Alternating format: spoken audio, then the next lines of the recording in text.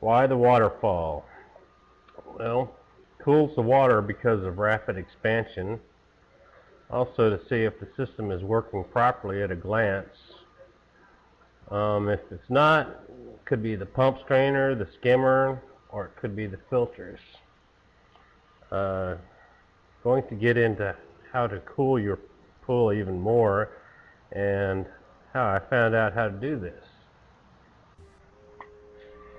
Okay, I wanted something better than a mechanical timer to change on and off times easier.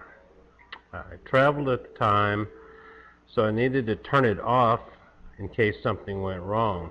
I also monitored the waterfall with an IP camera so I could see that everything was working okay. It was almost as cheap as a mechanical timer at the time.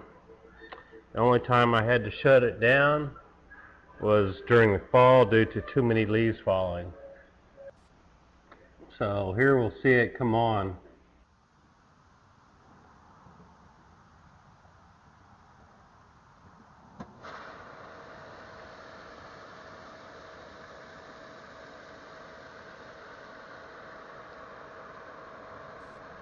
Well, pretty close. I got it set to come on at 5 p.m. and shut off at 7 p.m. And then in the morning I have it set to turn on at 4 a.m. and shut off at 6 a.m. Okay, now we're going to show the shutdown time and just about how precise it is. I'm not going to do the 4 a.m. to 6 a.m. Turn on and turn off because I'm just too lazy. I am going to show you how to do this in detail. I'm going to set up a little demonstration.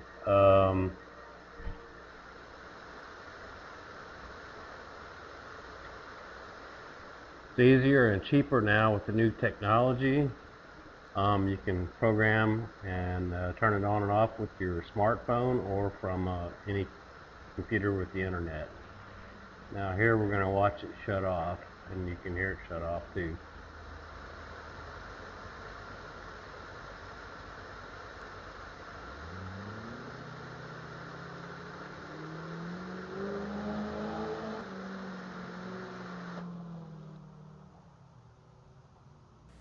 Well, close enough. Not bad for a high-tech redneck. This system's been working for 7 years without failure. I wish I could say the same thing about the pump, because what I built is much cheaper to replace than the pump. Power goes out with the mechanical timer, you're going to have to reset it. Not with this system though.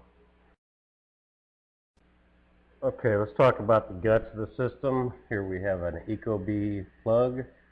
They no longer sell these, but they did 7 years ago. I'm pretty impressed with the operating temperature of it, considering it's made for indoor use, and I'm using it outdoors. It is in an enclosure though, so it's worked for 7 years, so goody goody. At the time they sold for about 50 bucks a piece, and I have 4. This plug, however, does require a hub. You have to purchase an ecobee thermostat shown here. The advantage of it though is that if the internet goes down, you can still operate everything from the thermostat. I'm really impressed with the reliability of the ecobee thermostat. It's really great if you travel. Shut down your air conditioner if you forget to turn it off, and you can turn it on before you get home. Awesome little thing. Okay, I also had to purchase a Zigbee module, which this looks exactly like it, except this is an XBee module. I've been playing around with these. These are pretty impressive. Line of sight range between two of them is 6 miles. That's pretty impressive. You can buy them with longer range, but you can just piggyback them and set them all up, and you can get the range you want with them.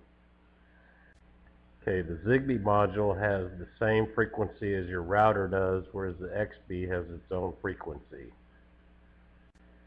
Now we come to the really high-tech part of this.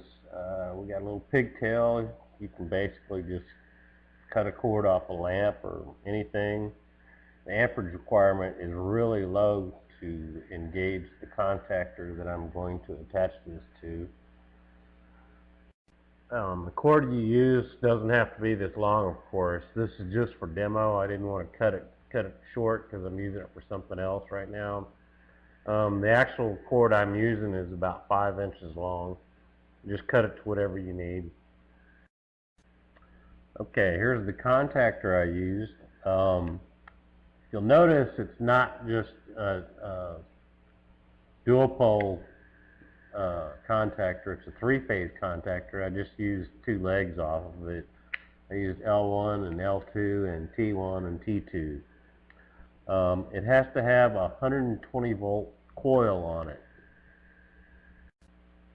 Okay, the coil is what actually engages the contactor, and that's what we're going to run to our smart plug.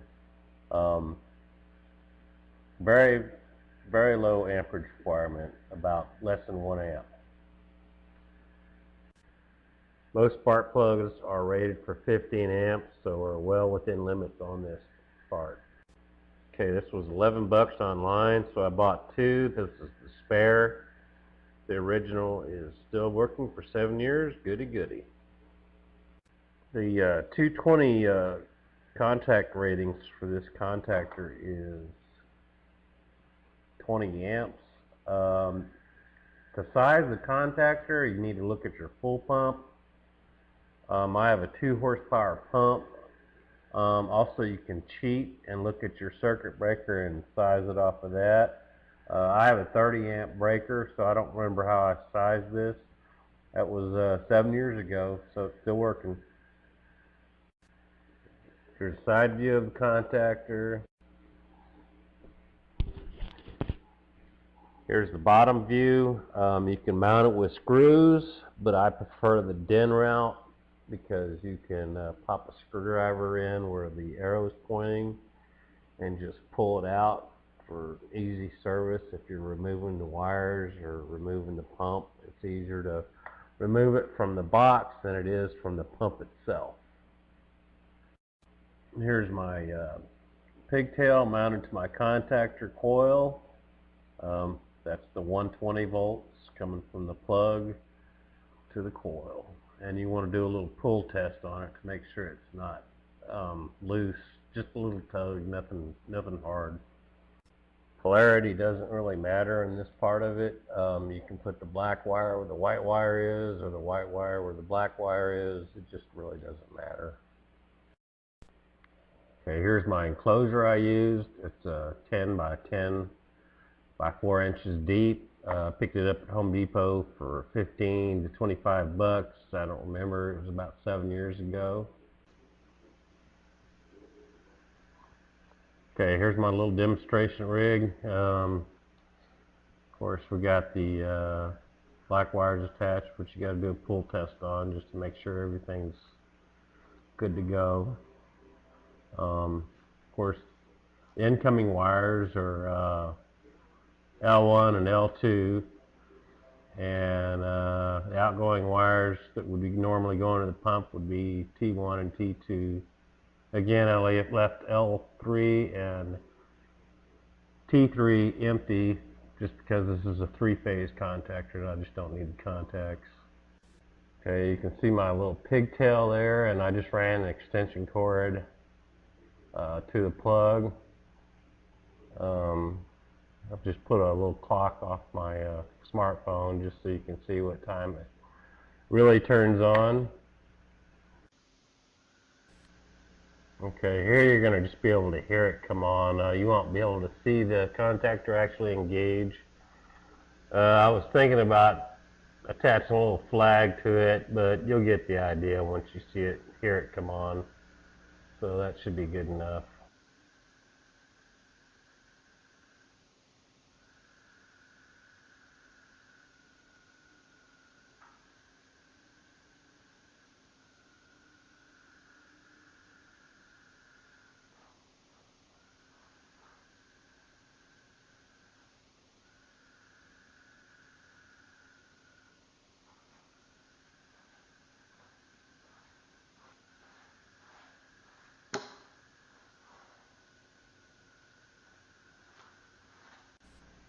Okay, again, pretty close. I had it set to turn on at 12:30, and I'm gonna shut it off at 12:45. I'm gonna show you that. You'll just be able to hear it. You won't be able to see it. So that's all we get. Okay, here we go. We're gonna show the or listen to the shutdown. Um, Again, you're just gonna hear it, just a little click, nothing spectacular. So listen for it. Here we go.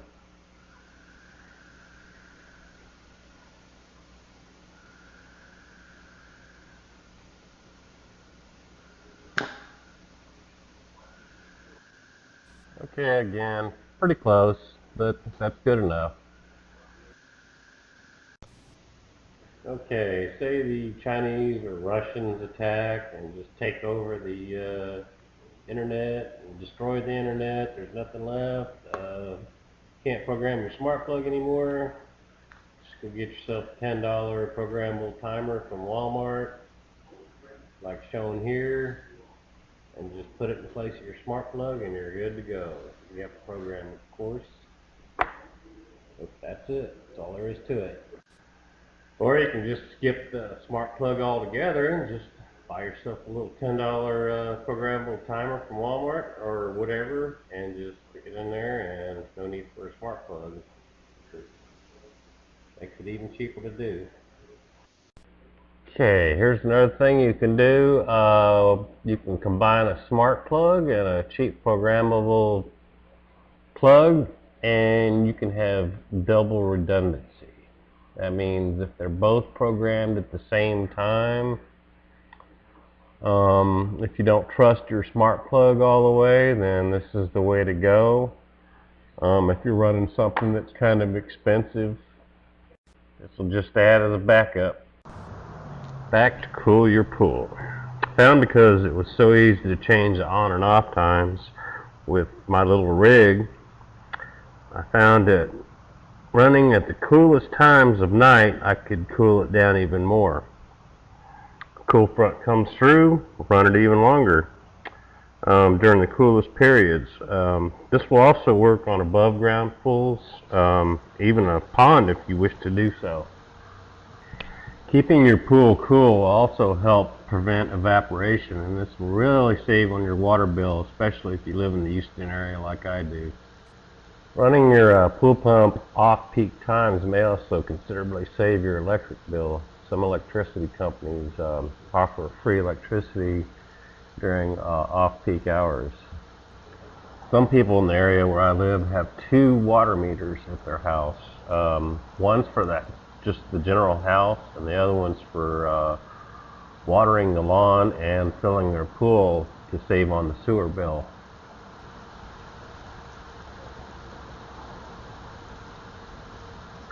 Use the cheap waterfall that attaches to your jet. You can buy it online or any pool supply. Also, look online on YouTube videos and look what other people made. Some people came up with some pretty good stuff. If everyone did this would save tons of water, not to mention the off-peak power usage. So do try to pass my video around to your friends. I also found that I can also considerably run my pump less in the wintertime than I do in the summertime. I only run it for like an hour or 2 hours a day in the wintertime, an hour in the morning, an hour in the evening. Whereas summertime I run it for 2 hours in the morning and 2 hours in the evening. Now we're going to get into how to cool things down even more. Okay, here's a valve that I bought. It's normally used to run a sprinkler system. I use it as a pool fill system, and I bought a good hose to go with it, and I found that cheap hoses don't last very long, so go ahead and spend the money on a good hose. Okay, here's the smart plug portion of my pool fill system. You can see the smart plug and the transformer that goes to the valve. You can pick these up at just about any hardware store. Here's another picture of it. I like to keep all this hidden as much as possible. This is inside my bathroom vanity. I ran a plug inside the cabinet. Then I ran some wires through a hole in the wall outside to the valve. Okay, here is the M2000 water filler that you can pick up online or any pool supply. You see the little blue plunger there. That's how you that it senses the water level and turns the water on and off as needed. I don't think they sell these anymore. Now it's the M3000 water filling system, but this is what I had got 7 years ago. Okay, here it's in the up position. I'm holding it with my hand. That's when it shuts off the water, so you can get an idea how it works. Okay, here it is with the cover off. It came with a bag to hold rocks, but the bag rotted away pretty quick.